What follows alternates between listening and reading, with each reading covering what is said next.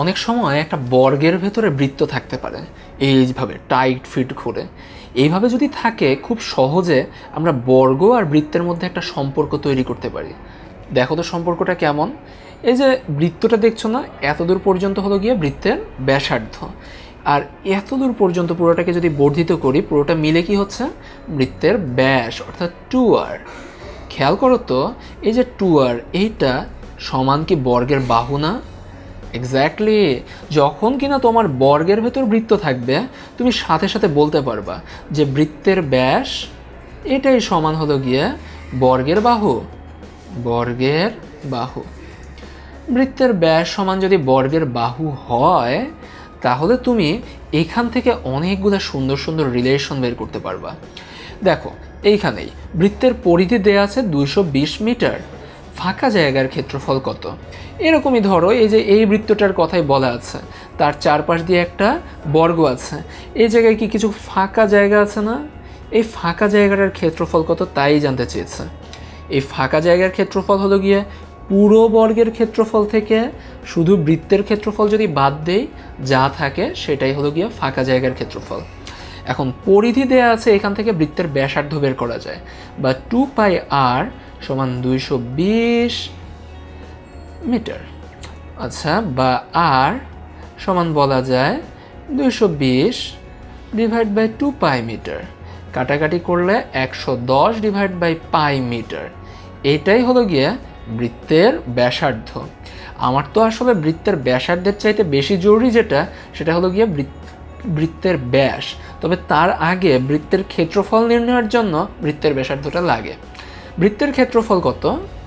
বৃত্তের ক্ষেত্রফল আমরা জানি যে পাই আর স্কোয়ার সমান পাই আর এর মান হলো গিয়ে এটা 110 ডিভাইড বাই পাই, পুরোটার উপরে স্কোয়ার, অর্থাৎ এখান দিয়ে কাটাকাটি করলে 110 স্কোয়ার, নিচে থাকবে পাই, এত বর্গ মিটার। এটা কি বৃত্তের ক্ষেত্রফল। এখন দেখো বর্গের ক্ষেত্রফল আমরা বের করব।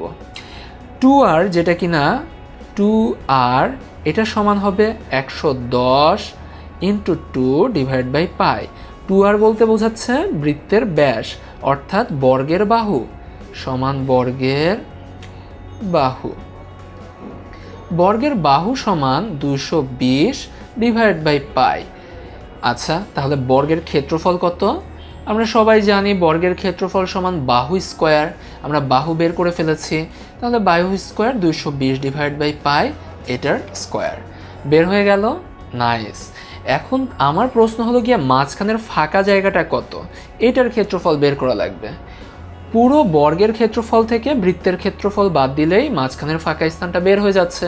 পুরো বর্গের ক্ষেত্রফল এটা 220 divide by pi whole square minus এই যে 110 স্কোয়ার ডিভাইড বাই পাই। এটা দিলে যা আসবে সেটাই হলো গিয়ে মাঝখানের ফাঁকা স্থান। আমরা ক্যালকুলেটর দিয়ে এটার মানটা বের করি। দেখো 220 ভাগ পাই হোল স্কোয়ার মাইনাস আবার 110 ভাগ পাই হোল স্কোয়ার। এই দুইটা বিয়োগ করার ফলে দেখা যাবে যে একটা বড়সড় সংখ্যা এসেছে সমান 3677.96 বলতে পারো। এত বর্গ মিটার ফাঁকা জায়গা থেকে গেছে। এখন আমরা এইভাবে খুব সহজেই মাঝখানে যে ফাঁকা জায়গাটা আছে সেটা নির্ণয় করে ফেলতে পারি। মাঝে মাঝে হয় কি, একটা বৃত্তের ভেতরও বর্গ থাকতে পারে, এবং বৃত্তের ভেতর যদি বর্গ থাকে তাদের নিয়েও একটা সুন্দর রিলেশন তৈরি করা যায়। এই যে দেখো এটা বৃত্তের ভেতর বর্গ। খেয়াল করো তো, এই যে বর্গটা আছে, বর্গের যে কর্ণটা আছে, এই কর্ণটা কোন দিক দিয়ে যায়? অবশ্যই বৃত্তের কেন্দ্র দিয়ে যায়। এখন আমি সাথে সাথেই বলতে পারি যে বর্গের কর্ণ, এই ক্ষেত্রে বর্গের কর্ণ সমান বৃত্তের ব্যাস। এই রিলেশনটা অনেক কাজে দিবে। বর্গের কর্ণ সমান বৃত্তের ব্যাস। তোমার নিশ্চয়ই মনে আছে যে বর্গের কর্ণ কিভাবে বের করে, যে বর্গের বাহু যদি একটা এ হয় আর একটা এ হয়, কর্ণ হবে √a² + a² অর্থাৎ a√2। এখন a√2ই হবে বৃত্তের ব্যাস অর্থাৎ 2r এর সমান। এখান থেকে r এবং বৃত্তের যে ব্যাসার্ধ r এবং বর্গের যে বাহু a, এদের মধ্যে একটা সম্পর্ক তৈরি করা যায়। সেরকম একটা সম্পর্ক দিয়ে এই প্রবলেমটা আছে। 220 মিটার পরিধি বিশিষ্ট বৃত্তের মধ্যে অন্তর্লিখিত বর্গের বাহু কত? ধরো এইটার ক্ষেত্রেই পরিধি দেয়া আছে 2πr সমান 220 বা r সমান 220 ডিভাইড বাই 2π বা 110 ডিভাইড বাই পাই। এটা হলো গিয়ে বৃত্তের ব্যাসার্ধ। আমি বৃত্তের ব্যাসার্ধ বের করে ফেলেছি। আমার সম্পর্ক হলো গিয়ে বৃত্তের ব্যাসের সাথে বর্গের কর্ণের। আমার দরকার, আমাকে বলছে এই বর্গের, এই যে বর্গটা আছে মাঝখানে, সেই বর্গের প্রত্যেকটা বাহুর মান কত। আমি এদের মধ্যে সম্পর্ক তৈরি করার জন্য বলবো যে 2r সমান 220 ডিভাইড বাই পাই, অর্থাৎ ব্যাস 2r সমান এত। এটা তো একটা সুন্দর ধ্রুবক সংখ্যা। এটা সমান পাওয়া যাচ্ছে a√2, অর্থাৎ বর্গের কর্ণ।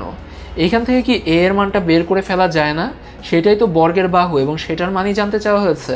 সেই বর্গের বাহুটা হবে a সমান 220 ডিভাইড বাই π√2।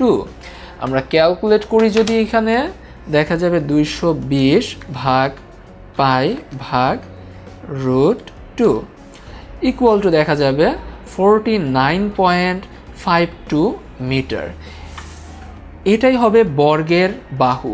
আমরা এইভাবে খুব সহজেই, যখন কিনা বর্গের ভেতরে বৃত্ত থাকে তখন বৃত্তের ব্যাসের সাথে বর্গের বাহুর একটা সম্পর্ক তৈরি করতে পারি।